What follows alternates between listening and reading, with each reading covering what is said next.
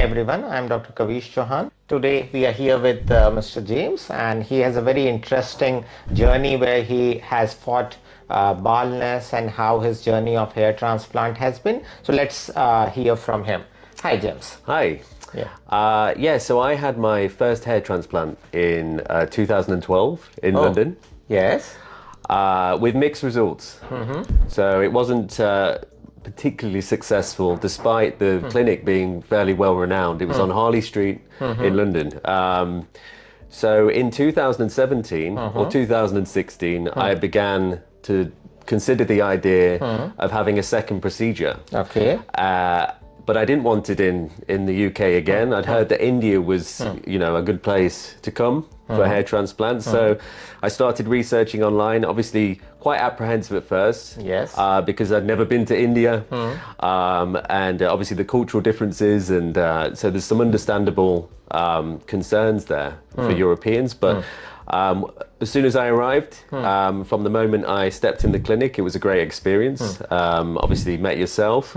We had a consultation, reviewed my hair at the time as it was, and discussed how we could move forward. Yes. So your first transplant was done by which technique? When it was done in London in 2012, what technique was used? How many grafts were used at that time? Yes, so my first procedure was in London in 2012.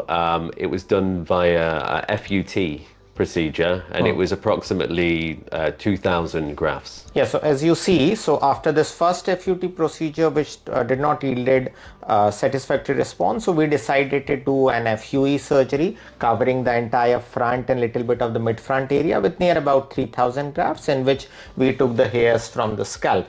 And so now let's let's hear from you. What was your journey like after the transplant, which we did in 2017?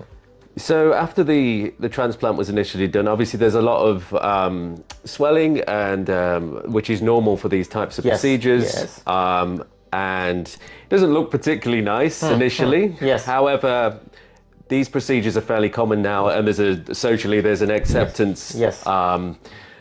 People understand what is going on. Yes. So you have the journey through the airport, and then back to wherever you've come from. Potentially, if you're in India, maybe it isn't so far. But for me, it was the UK. So initially it was fine. No real pain.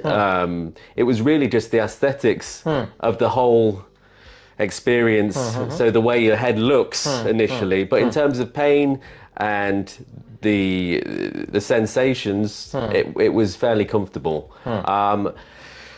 Once the scabbing has dissipated, you do see hairs begin to appear. Yeah. So the hairs began to appear after instantly really, and those hairs slowly fell out for after a few weeks or months, which is again normal from what I understand.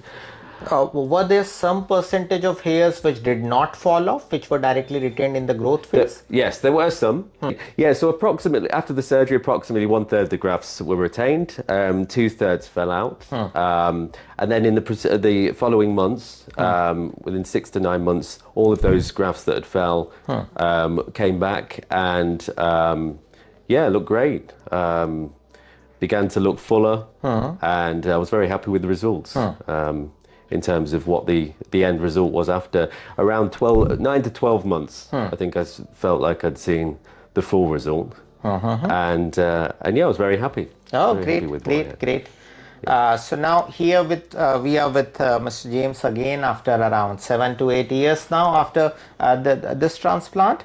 And now for this session, he wants to cover a little bit more of the area which were not transplanted, and we are looking forward to increase the density in the hairline even further. Now, Mr. James, just for our viewers, what would be your advice in terms, if someone is looking for hair transplant, what would be your advice in terms of technique, in terms of surgeon, and how do you see India as a destination for getting their hair transplant done? Okay, well, to answer your first question, in terms of technique, I would 100% recommend FUE. So I've had both procedures, FUT and FUE. The FUT is quite frankly painful. It's an incision in the back of the head, and yeah, it's quite invasive as a procedure. And the results from my experience weren't fantastic with the FUT.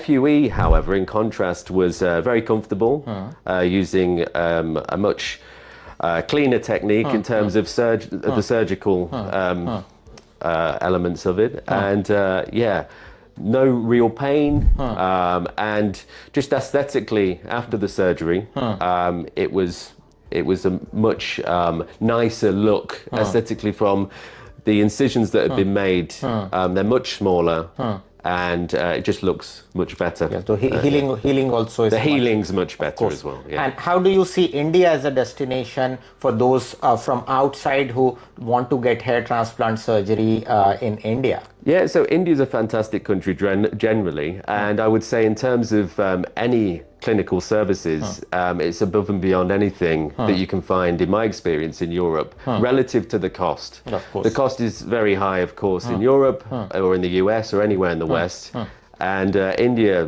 provide a great service. It's much more attentive service, and yes, like I say, relative to what you're paying, I would thoroughly recommend India. It can be a culture shock when you first arrive, of course. Because it is a very different culture to what we're used to in Europe. Yes. But once you acclimatize, it's very quick, because the Indian people are great people, and yeah, and meeting yourself was a great experience. It made me feel very much at ease on the first visit, and yes, that's why I'm back. Yeah. Thanks. Thanks for trusting India. Okay. And we'll look forward to see more and more people coming to India so that we can show them our hospitality. Yeah. Thank you. Great. No problem. Okay.